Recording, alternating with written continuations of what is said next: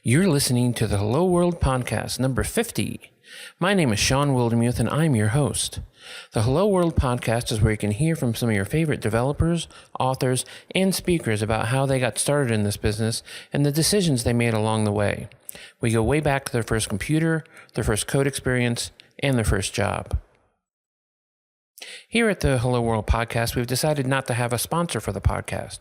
But if you want to support this podcast and the kinds of things I do, feel free to visit my Pluralsight courses at seanw.me/psauthor. On today's show, we have Keith Elder. Keith is the co-host of the popular online technology podcast Deep Fried Bites. He is also the director of software engineering at Quicken Loans, the nation's largest online mortgage lender based in Detroit, Michigan. Keith is an experienced technologist, system administrator, software engineer, speaker, trainer, and all-around geek. He speaks throughout the United States at major technical conferences, code camps, and .NET user groups. Keith's ability to explain complex topics with a friendly, common-sense Southern attitude makes him a highly regarded speaker at technical conferences. You can read more about Keith's interests, hobbies, rants, and raves on his blog at keithelder.net. You can also follow him on Twitter at @KeithElder. Keith is one of my favorite guys to run into at conferences. He's always laughing and gathering a crowd together to go have some fun. His infectious personality means that everyone seems to know Keith and love Keith. On today's show, we talked to him about not only how he got started, but his transition from a software guy to a person who manages software guys. And that transition can be difficult for a lot of developers out there. So I hope today's show is informative. Let's take a listen.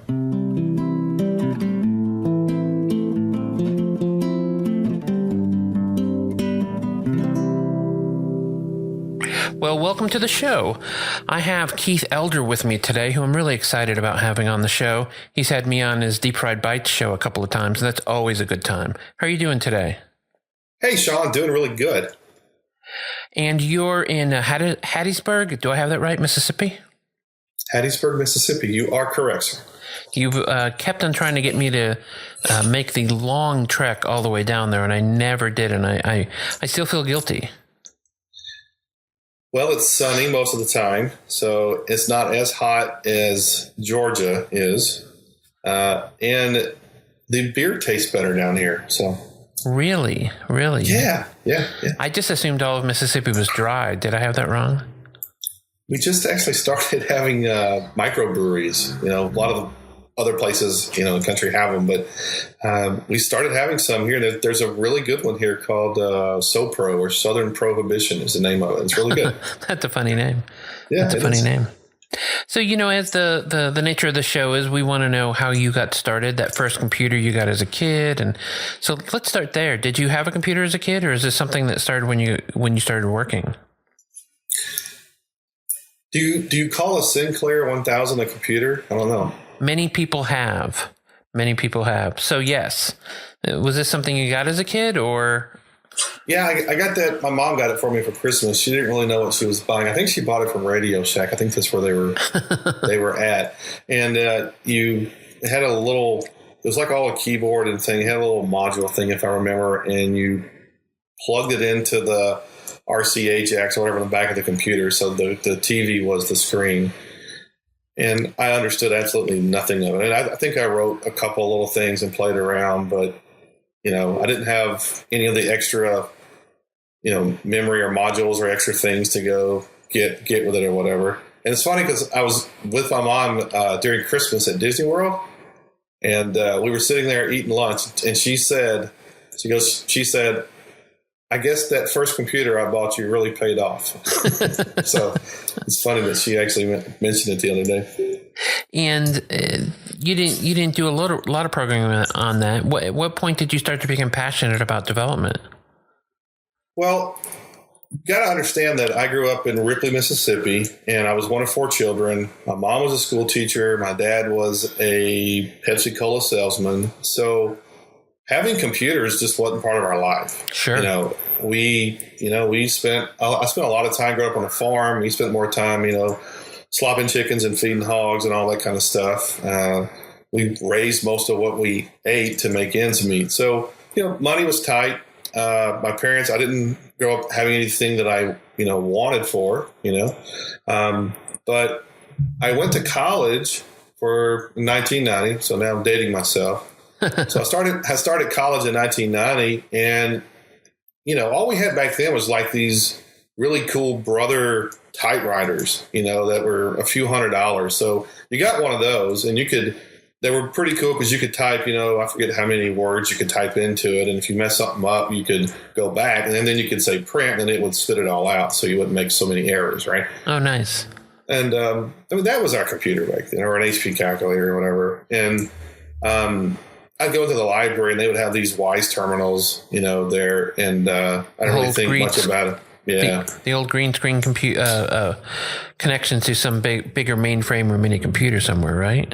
Yeah, and my only exposure to computers in high school was one of our math teachers put a computer class together, and I took it. I took all that was there, and I loved it. I understood it. I got it. He tried to teach us basic and stuff. Sure. And but I forgot it. I forgot it. Years later, I didn't really know what I was even looking at the time. But then I came to the University of Southern Mississippi in '93, and it was it's a major 4-year college here in the state, and they had these terminals that were in the library, and whenever you joined or whenever you became a student at the college, they gave you an email address, right? And I was like, cool, I got an email address. It's awesome, And this is 1993. Email is a big deal. I mean, it's not, trivial or as mundane as it is today. Getting an email address in 93 meant you were a hotshot. Yeah, that was pretty cool. A lot of the colleges were connected up, and you could email your buddies in other colleges, and that's what we did. And so we would go to the library, literally, and they had the Wise terminals, and we would stand up at them for hours on end. And so whenever you logged into your shell account, you were logging into a Unix server, a cluster, and you had a shell account, right? And so they had instructions to check your email. You type Pine, P-I-N-E, which is, a Unix-based, it's a terminal-based mail client. And so we started doing that. And then, I started hanging out with a couple of buddies that were downstairs in the dorm that had computers. And they were, showing me all kind of stuff in DOS and Windows and hacking games and stuff like that. And then one day, one of them showed me how he downloaded a video game for his computer off of Internet Relay Chat, which is IRC. Mm-hmm. And I didn't know what IRC was. That's all IRC was. And then all of a sudden, there was like this whole world opened up of that was the first time I really discovered the Internet. It was like I could go online and chat with people that were in different areas, And so I did what every, respectable geek would do at the time and create an anonymous name, right? Because you could never use your real name.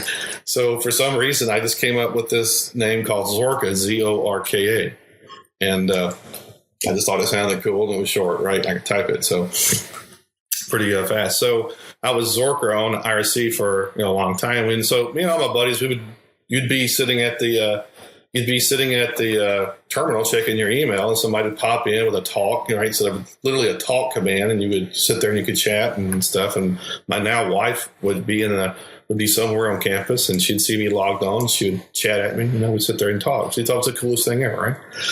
And we got dial-up modems, and people started dialing in, and so anyway, that's how I got started. Was I started just going really crazy with okay, what is this? I'm at a Unix command prompt, so I went and got a book. I started reading. Reading. Still didn't have a computer. Nice. And what were you in college for at this point? I was a music major in college. Oh, really? I didn't know that. Yeah.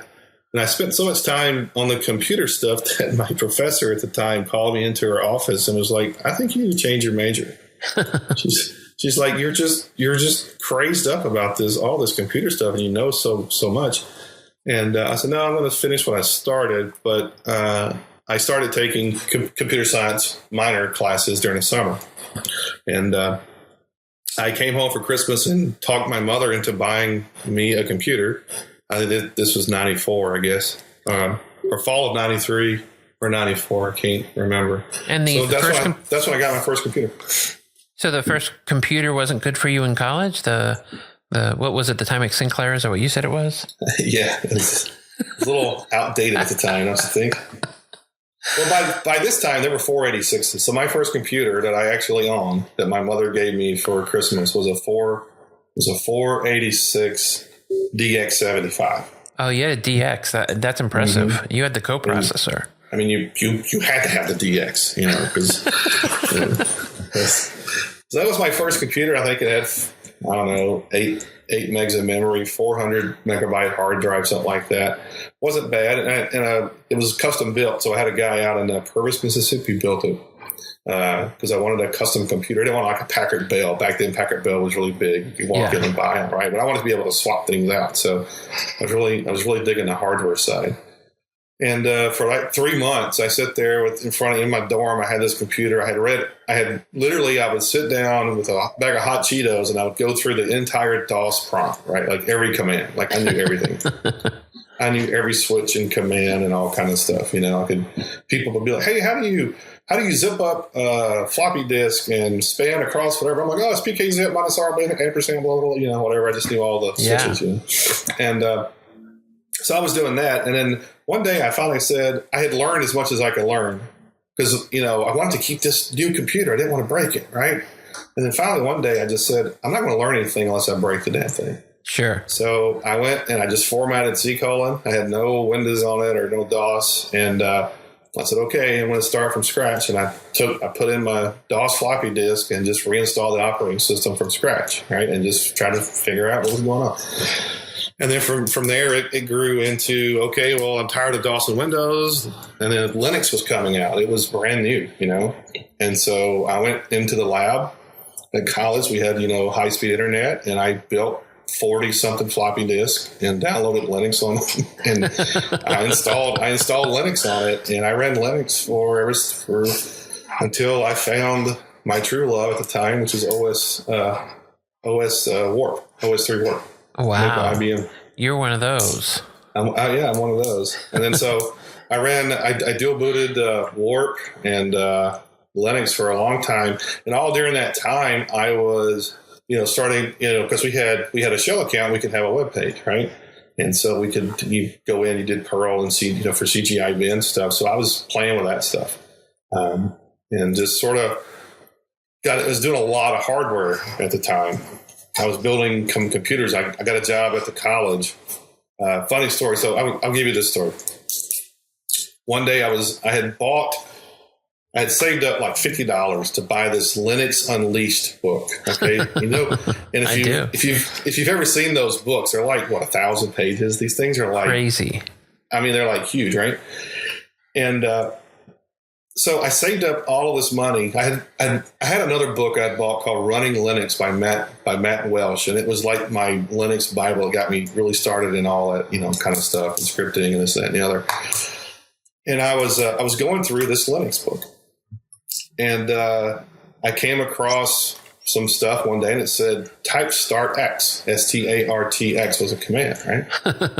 And so I didn't have, it's called X Windows. It's the graphical interface over the top of, Linux for those that don't know. And if you've ever used Android phones, it's kind of what it is, but not. Anyway, so it's a graphical interface over it. And so I started it because remember, I didn't know anything, right? So I didn't know Linux had a graphical interface. So I typed start X. And I was logged into the terminal at the school from my dorm, right? Turns out I took the entire lab over. I just took over everybody's machine. So the kind of running joke at the time was we had, I think, like a 5 meg shell account. That's what they gave us at the college back in those days. And so the joke was you would go off of Gopher, which is another system called Gopher. You would go over to it and you would download like a book, like the Holy Bible or Dracula, something like Moby Dick, something really, really big, right? Sure. And then you would email it to your buddy and it would fill his account up. And he had to literally walk over to the IT department across campus to get the mail deleted out so he could actually get new mail, right? Because it would start bouncing back. So luck would have it, I was online that night. One of my buddies was in another room in the dorm, and I'm sitting there messing with him and all this kind of stuff. Well, he had sent me a bunch of books, fill my account up. So next day I go over to the building, and I knew the administrator for the college, the Unix admin, and I always asked him questions and bugging him about certain things. And I walked by his office, and I said, "Oh, hey, my shell account's locked. Can you unlock it?" And he goes, "Yeah. So what's your account name?" I said, BK Elder. And he just stopped. And he goes, "You're a BK Elder?" I said, "Yeah." He goes, you see this note right here? I goes, "Yeah." He goes, "I was about to delete your account and kick you off of all computer stuff from the college." I was like, "Why?" He goes, "Well, you took over the lab and you hacked into the lab." I'm like, "I didn't hack nothing. I don't know what I'm doing." And so I explained to him that I was, he's like, "Well, what did you do?" I'm like, "I typed Start X and then nothing happened." So of course, if you know how X Windows works, it broadcasts, that out across whatever. And I don't know how it was set up. But anyway, there was a hole and he didn't know it. So we fixed it. And so he wrote on a piece of paper and he writes something on there. And he says, "Take this over to Greg over across the hall." And Greg was this guy that ran the technology services department at the college there. So I went over to Greg, did what he said, gave him a piece of paper. And he said, "You need a job?" And I go, "Yeah, I need a job." "Yeah, what you got going on?" I said, he goes, "Be here at 8 o'clock Monday morning and you'll start on the help desk doing stuff." I'm like, "Okay, cool." I said, "Hey, what does a piece of paper say?" He says, "You should hire this guy." That's what it said. So that's how I got my first job at IT, was crashing a Linux lab. And the admin, at an early age, figured out I was pretty hungry and, was really into it. So that was my first job. That's awesome. And so did you finish college while you were working there, or? Yeah, I started when I was working. I was a music major, so your time is very crazy, and there's a lot of classes. I was taking 10 to 12 classes a semester, right? Wow. So I would go, I'd go work an hour in the morning, because I grew up on a farm. So getting up at 6:30, 7, and being at work at 8 is not hard for me, because I did that my whole life, having to take care of animals. Sure. So I was the only person that volunteered to go to the help desk at 8, right? And I loved it, because I'd get there and nobody was there. People are coming in, into the stuff.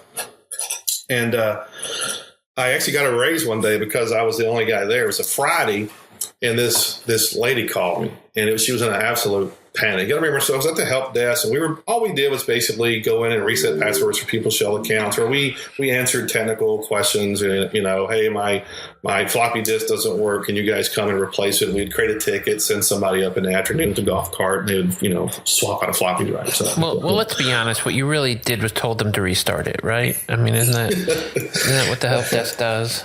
Yeah, usually, right? You gotta follow your script, okay? Yeah.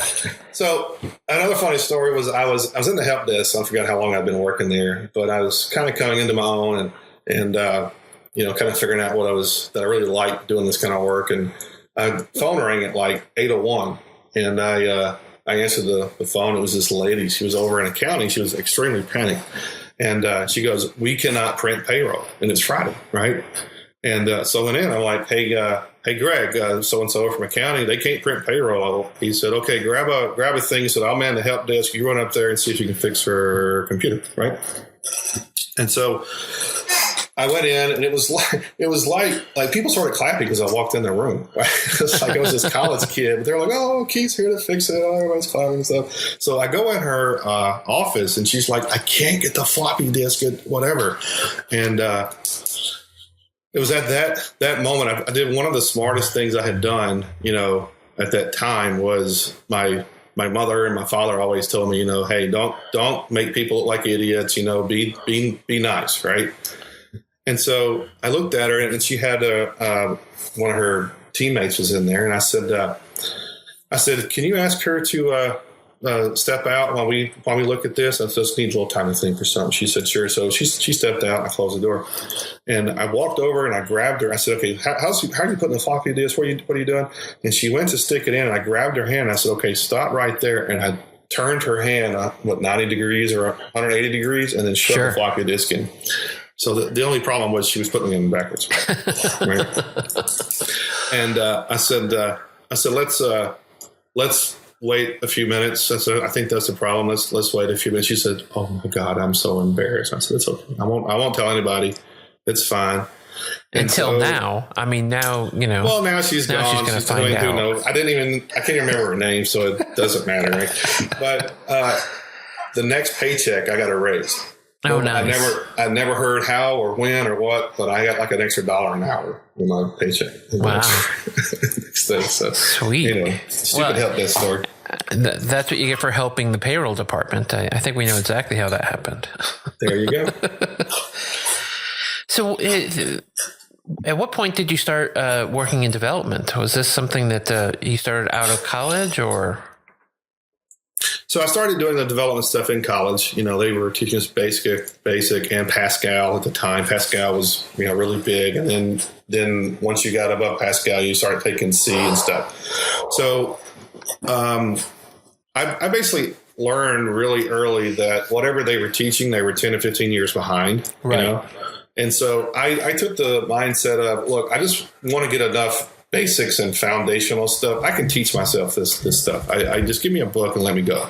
Sure. So I took enough to understand that I didn't need to, you know, walk into a class and have a professor tell me to read chapter 1 to then take a test the next week on it.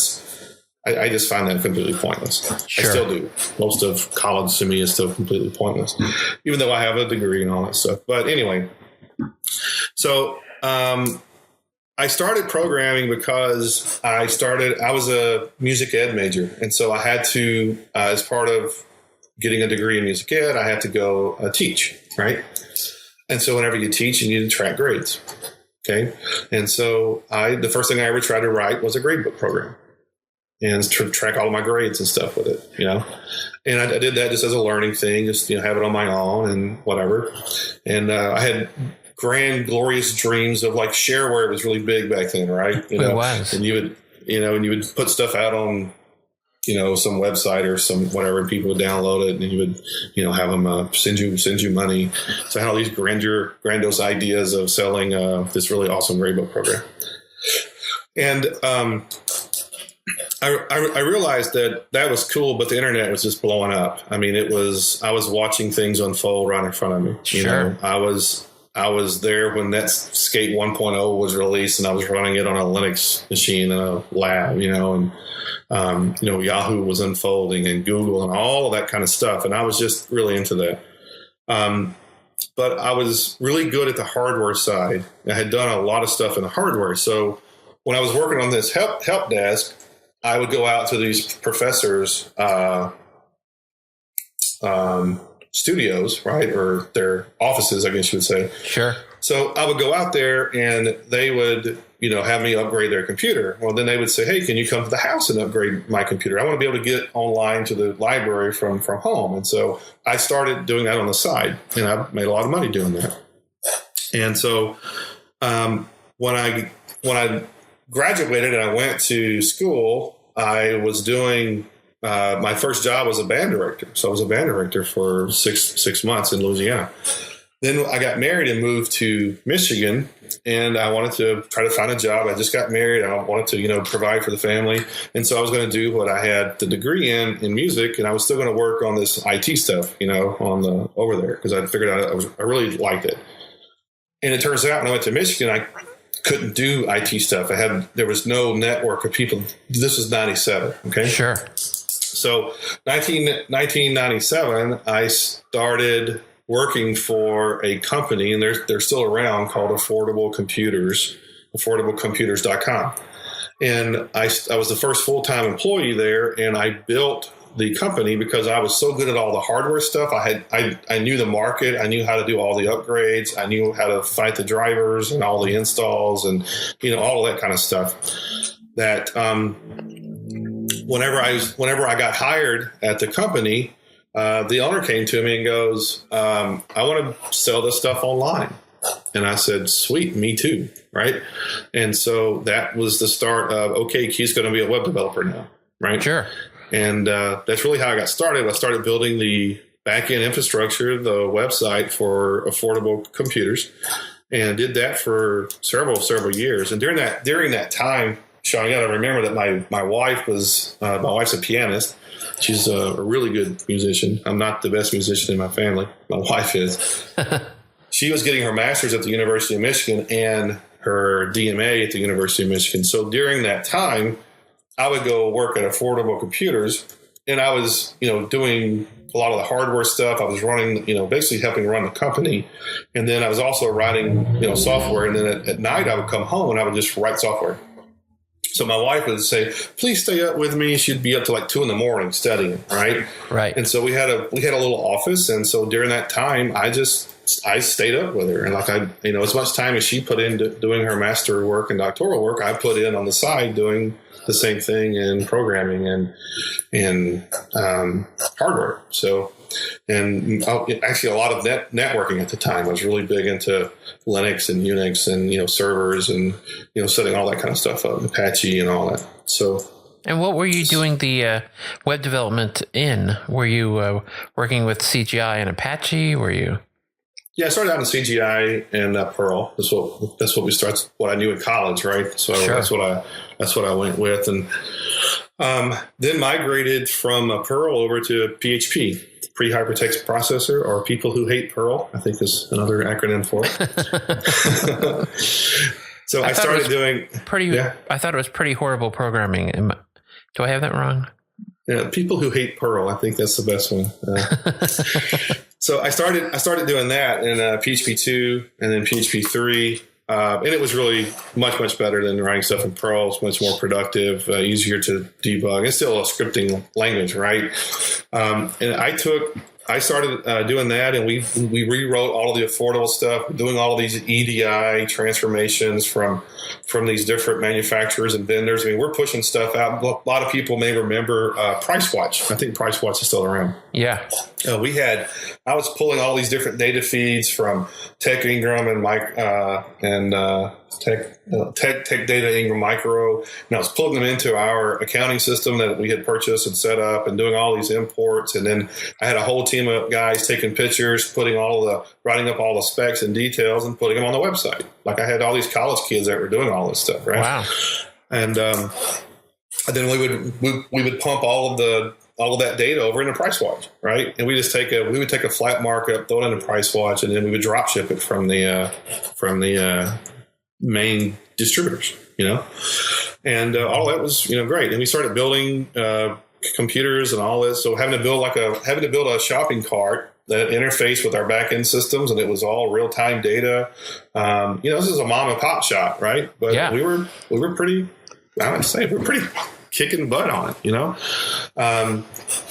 So we got the company up to about 25 employees, doing multi-million dollars in sales. I sold some Beowulf clusters to the University of Indiana. We built out, we had a custom configurator on the website, similar to what Dell does today. You can go and you can buy a computer. And I was selling a lot of custom Linux servers and stuff at the time. And we had a lot of used computers, and so we were selling those too. And so at night, I would go home and work on the shopping cart, stay up with my wife, and just hack around, right? And come in, and we'd have some new features or some new stuff in the system.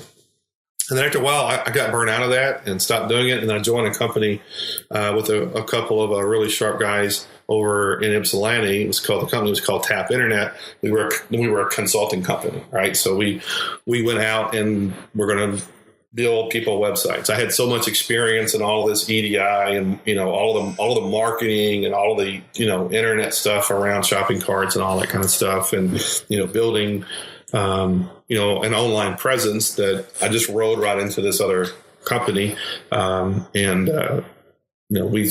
we wrote websites. That's what we did. So we'd go out and we'd beat the streets. Hey, we'll build you a website. Yeah. And we did everything on the LAMP stack. So Linux, Apache, PHP, MySQL, that was our stack. And, we'd go out. I was telling somebody the other day, we'd go out and do like a bid, and, this company would come in and go, oh, we're going to use e-commerce server and, Microsoft ASP and all this kind of stuff. And it's going to be $150,000 to build you a website for a shopping cart, right? And then we'd come in and be like, well, our software stack is free. Just pay us for our time. Give us 10 grand and we'll build you a website. So at what point did you, because today you manage a pretty big team at Quicken Loans, right? Oh, it's, I think 10 of us. There's 11 total on the team. And, do you find yourself, are you still writing code day to day, or are you more someone who is managing the team as, your primary purpose? Yeah, my official title today is Director of Software Engineering. I run a team that's part of our Center of Excellence team, which is our team. We're focused on quality and expertise, knowledge, collaboration, tooling, infrastructure, architecture. We set a lot of guidelines and stuff on that, and help a lot of the other engineers. So the team I'm a part of is very special. It's really a bunch of senior engineers with a lot of varying experiences, and we build a lot of tools and infrastructure and type of stuff for the QL platform, or for all the applications that we have. We're actually getting ready to release some of it open source. So I can't say the name yet because we're not ready for you to go out and look at it. But if you just stay tuned to my Twitter feed at Keith Elder, you'll see some stuff coming out in the next several months, probably some really cool stuff that we're going to open source just to give back to the community. Nice.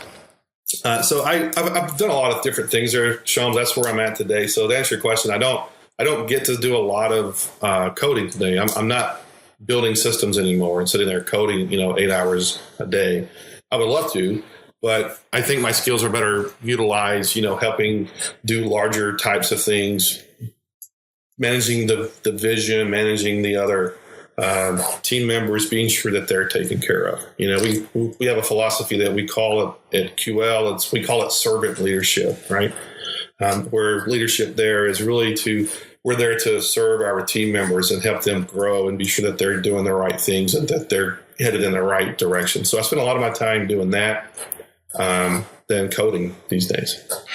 And was there a point in your career when you had to make sort of that decision? You knew you were going to give up some of the hands-on so that you could, have a vision and push forward, with whatever the goals were of the organization you were in. Was there a moment where you had to really make that decision and realize you were going to be, not coding every day anymore?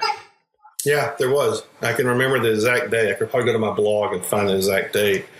But some of my history was I had several eye surgeries years ago. Yeah. Long story short, for the listeners, I woke up one morning and I had a detached retina. I was at the DevLink conference. I think you were there too. Yeah. And I woke up on a Sunday morning after the DevLink conference, was going to drive home for 8 hours, and I had a detached retina. I have no idea how I got there, what happened. I don't know anything. And then I started undergoing a series of eye surgeries, like really, really bad surgeries. And I'm left now with a bunch of scarring and stuff in my left eye, and I can't really see. And so you could imagine if you took a picture and you highlighted a circle of about really almost to the edges of it and did a Gaussian blur in Photoshop over it. That's kind of what I see. It's just really, and I have a lot of floaters and gel stuff in my eye, and it's just crazy. Wow. So it was at that time, I was doing a lot of coding at that time. I mean, I was, 8 hours coming in, and myself and some of the team members, we were a smaller team. And so we've really focused on a lot of coding. We built a lot of infrastructure and a lot of plumbing stuff for all of our apps. And it was fun. Sure. It was really, really, really fun. Really hard problems to solve, really, really, things that are distributed and messaging paradigms and all that stuff. And I couldn't code anymore, 8 hours a day anymore. And so I looked at myself in the mirror and go, this sucks. I can't code anymore. So I'm going to do the same thing I did to become a really, really good engineer. Is I'm just going to become a really, really good leader. And that's when I kind of turned the corner and just said, okay, this is what I'm going to do now. Wow. So now whenever I go and I code and stuff, I can, do it for an hour or so. I have to take a lot of breaks Sure. To stare at it. And I've gotten really good on my Mac at zooming in and, blowing things up. So I've gotten really good at that over the years. But back in the old days, I used to run at the highest resolution I could, 80, 3,000, 10,000, didn't matter what it was. If I could blow it up, I was going to, make it smaller. And now I'm totally opposite. I try to make everything bigger, so run the other way. But that was the day that I turned the corner. Wow. Kind of a sad story, but it's okay. I feel that I'm just as valuable or more valuable doing what I'm doing today. And I think I have a very unique path that led me to that.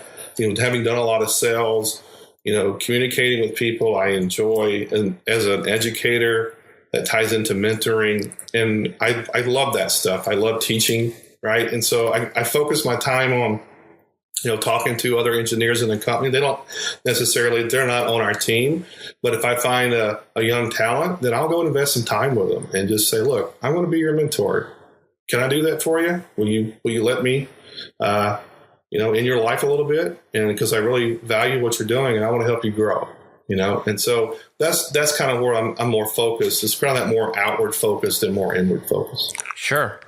And was it at this point that you had to scale back some of your more public things, more because you were doing a lot of community before then as well? I mean, because that's how I knew you. You were at every event that I ended up going to. Well, when you don't code anymore, how are you going to go speak about coding to other people?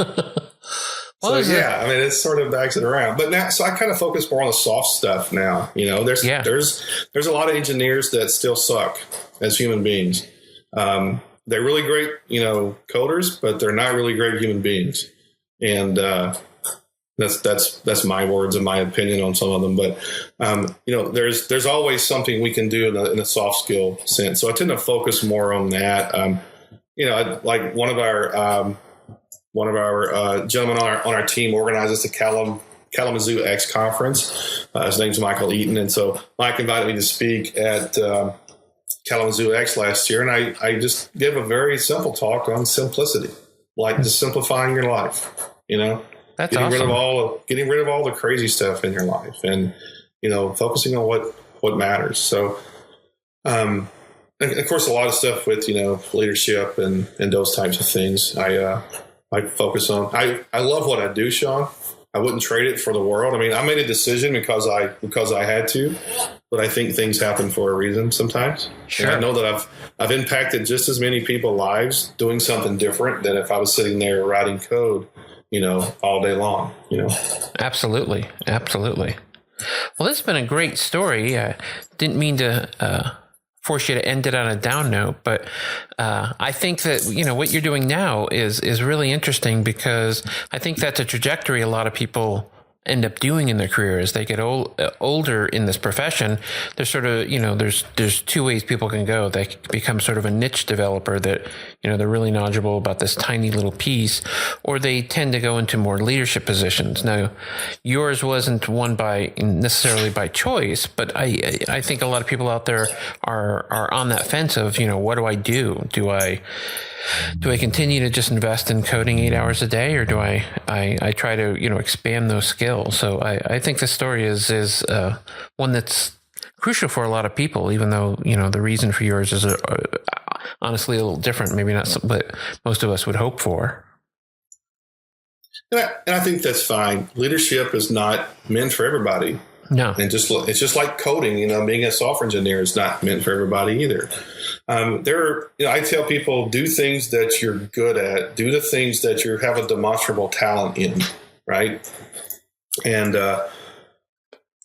we all can't be leaders. Somebody has to take out the trash at some point in the day, right? And sometimes as a leader, you'll go and do the stuff that nobody else on the team wants to do, because, if you got that servant mindset that, hey, okay, I'm going to take care of my guys, let them do what they enjoy, and I'm going to go take out the trash over here and do some of this other stuff so they won't have to, right? Sure.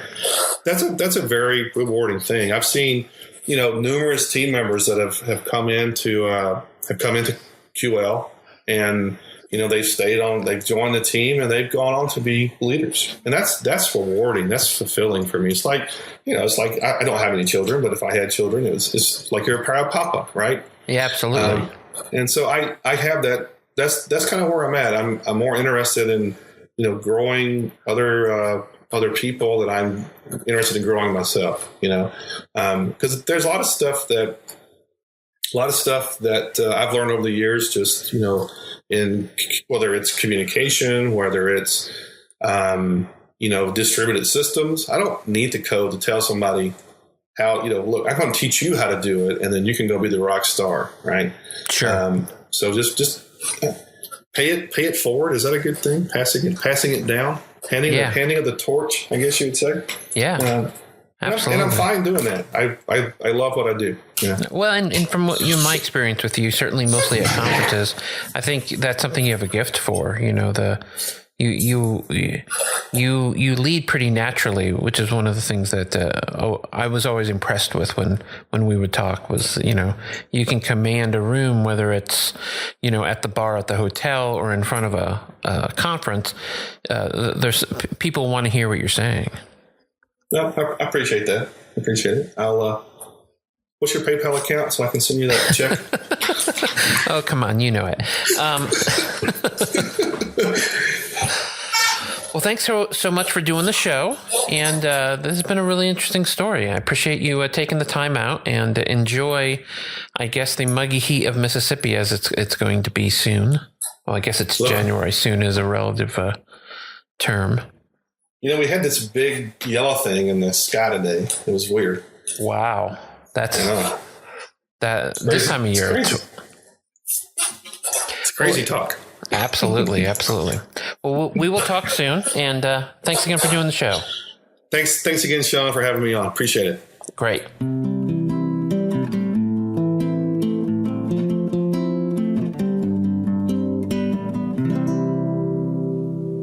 Thanks for listening to the Hello World podcast. Remember, you can